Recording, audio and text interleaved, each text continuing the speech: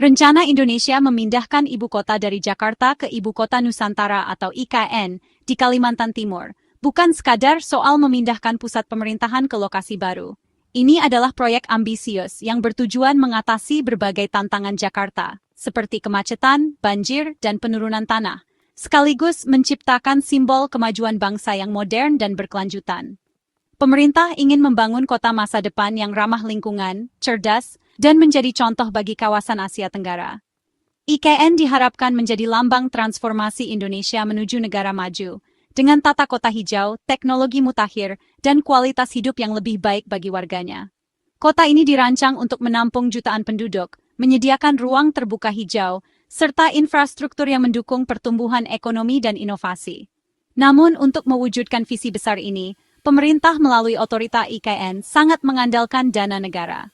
Sejak awal, pembangunan IKN telah menjadi prioritas nasional, dengan anggaran triliunan rupiah dialokasikan untuk membangun pusat politik, ekonomi, dan budaya baru dari nol. Tapi seiring proyek memasuki fase konstruksi yang lebih kompleks, kebutuhan dana melonjak drastis. Biaya pembangunan infrastruktur dasar, fasilitas publik, dan pemindahan aparatur negara semakin membengkak. Dan kini, proyek ini menghadapi tantangan keuangan yang sangat besar. Pada tahun 2025, Dewan Perwakilan Rakyat, atau DPR, mulai mempertanyakan arah dan transparansi keuangan proyek IKN. Perdebatan sengit terjadi di parlemen, dengan sejumlah anggota DPR menyoroti risiko pembengkakan anggaran dan potensi beban utang negara, sehingga momentum pembangunan IKN pun terancam. Proyek yang tadinya tampak tak terhentikan kini menghadapi perlambatan nyata di lapangan. Banyak pekerjaan konstruksi terpaksa dihentikan sementara, menimbulkan pertanyaan sulit tentang masa depan IKN dan kemampuan pemerintah menepati janji-janji besarnya kepada rakyat. Kisah IKN kini bukan lagi sekadar soal membangun kota baru. Ini telah menjadi ujian besar bagi kemauan politik, disiplin anggaran, dan harapan seluruh bangsa Indonesia. Apakah IKN akan menjadi kenyataan, atau justru menjadi pelajaran mahal tentang ambisi dan keterbatasan? Pada 11 September 2025, Komisi Anggaran DPR memberikan pukulan telak. Mereka menolak permintaan tambahan 14,92 triliun rupiah dari otorita IKN untuk tahun 2026. Keputusan ini mengejutkan banyak pihak, mengingat besarnya harapan yang selama ini disematkan pada proyek ibu kota negara baru. Banyak yang mengira, dengan statusnya sebagai proyek strategis nasional, IKN akan selalu mendapat dukungan penuh dari pemerintah dan parlemen. Namun, realitas politik dan ekonomi ternyata berkata lain. Usulan OIKN, yang dimaksudkan untuk menjaga pembangunan tetap berjalan, dipangkas habis, menyisakan hanya 6,26 triliun rupiah untuk tahun itu, jauh di bawah 21,12 triliun yang awalnya diminta. Angka ini bahkan lebih kecil dari proyeksi kebutuhan minimum untuk melanjutkan pembangunan infrastruktur dasar dan fasilitas publik di kawasan IKN. Para pejabat OIKN pun harus segera melakukan penyesuaian besar-besaran terhadap rencana kerja mereka. Kesenjangan anggaran yang begitu besar memaksa para pengelola IKN untuk memikirkan kembali prioritas dan mengurangi ambisi. Proyek-proyek yang sebelumnya dianggap penting kini harus dievaluasi ulang, dan beberapa di antaranya mungkin harus ditunda atau bahkan dibatalkan. Para perencana kota dan manajer proyek menghadapi tekanan besar untuk menyesuaikan visi besar IKN dengan sumber daya yang sangat terbatas. Para anggota dewan menyebutkan perubahan prioritas nasional, ketahanan pangan, pertahanan, dan kesejahteraan sosial daripada terus-menerus menghabiskan uang besar untuk IKN. Mereka menegaskan bahwa di tengah tantangan ekonomi global dan kebutuhan mendesak di sektor lain, alokasi anggaran harus lebih selektif dan tepat sasaran. Penolakan ini menandakan era baru kehati-hatian fiskal, bahkan untuk proyek-proyek unggulan. Pemerintah dan DPR kini lebih berhati-hati dalam mengelola keuangan negara, memastikan setiap rupiah digunakan secara efisien dan tidak ada pemborosan, meski untuk proyek sebesar IKN. Bagi IKN, ini adalah pengingat keras, tidak ada proyek yang kebal dari pemeriksaan anggaran. Setiap rencana dan pengeluaran harus bisa dipertanggungjawabkan, dan transparansi menjadi kunci utama, agar kepercayaan publik tetap terjaga. Impian itu kini harus sesuai dengan kenyataan keuangan yang jauh lebih ketat. Para pemangku kepentingan IKN dihadapkan pada tantangan besar. Bagaimana mewujudkan visi kota masa depan Indonesia di tengah keterbatasan dana, sambil tetap menjaga semangat dan optimisme untuk membangun ibu kota baru yang berkelanjutan. Pemotongan anggaran ini menimbulkan guncangan di kalangan pimpinan IKN. Kepala OIKN Basuki Hadimuljono mengakui dana yang berkurang akan memperlambat kemajuan, terutama untuk fase kedua yang krusial, membangun kompleks pemerintahan inti. Tanpa modal yang diminta, pembangunan pusat legislatif dan yudikatif akan terhenti, menunda pemindahan penuh fungsi pemerintahan. OIKN kini harus menyusun ulang prioritas, menunda proyek-proyek baru dan memperlambat pekerjaan yang sedang berjalan, berisiko menimbulkan efek domino penundaan dan peningkatan biaya. Visi ibu kota yang beroperasi penuh sesuai jadwal awal kini diragukan. Masa depan proyek ini diselimuti ketidakpastian dan kebutuhan akan strategi baru. Dana 14,92 triliun rupiah yang ditolak, itu bukan sekadar uang tambahan. Itu adalah tulang punggung rencana 3 tahun yang disetujui Presiden Prabowo untuk mempercepat transformasi IKN menjadi ibu kota yang berfungsi. Sebagian besar dana itu dialokasikan untuk kontrak multitahun guna membangun gedung-gedung pemerintah, perumahan, dan infrastruktur penting. Rencana ini bertujuan untuk bergerak dari pekerjaan dasar ke pengembangan skala penuh, memastikan kemajuan yang mulus.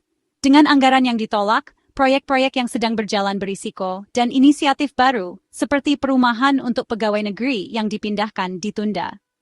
Transformasi kota kini terhenti, menunggu solusi pendanaan baru.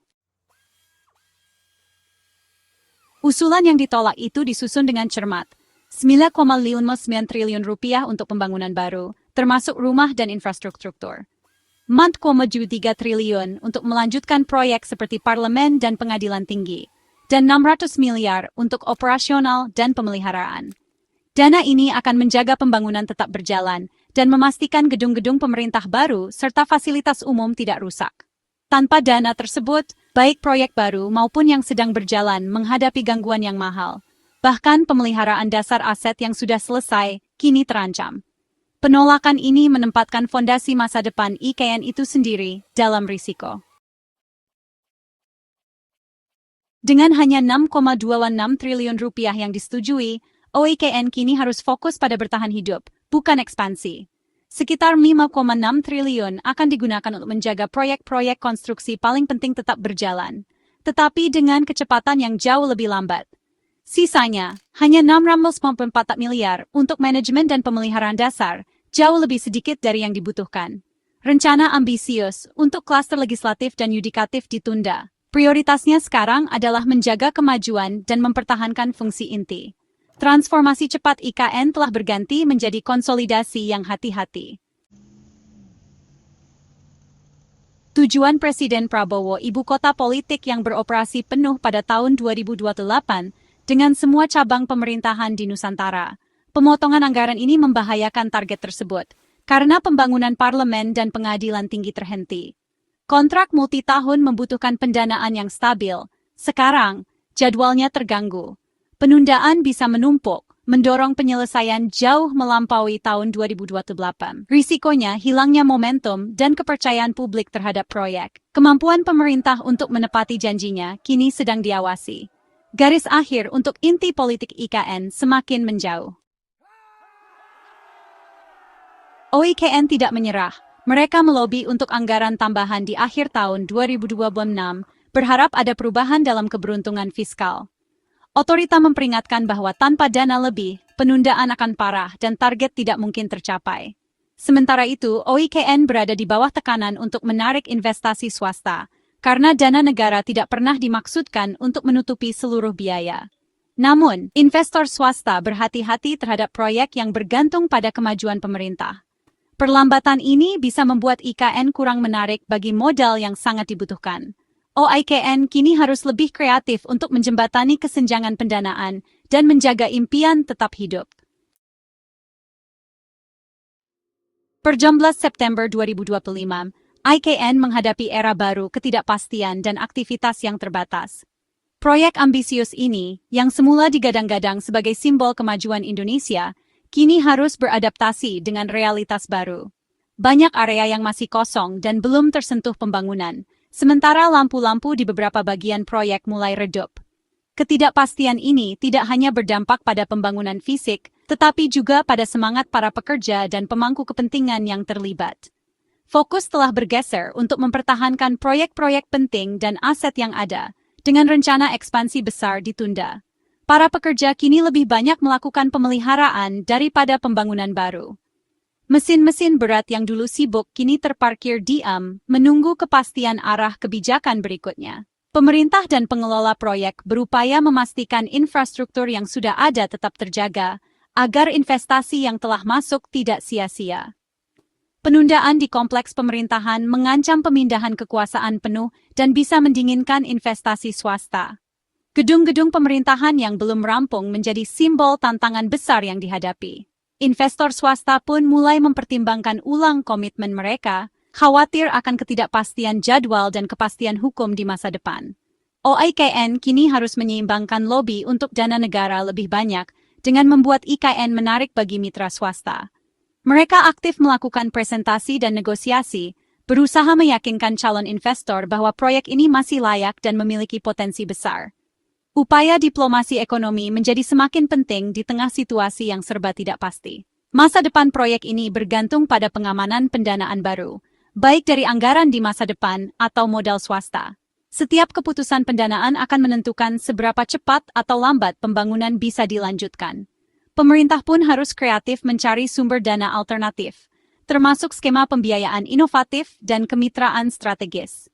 Pembicaraan nasional telah bergeser ke disiplin fiskal dan jadwal yang realistis.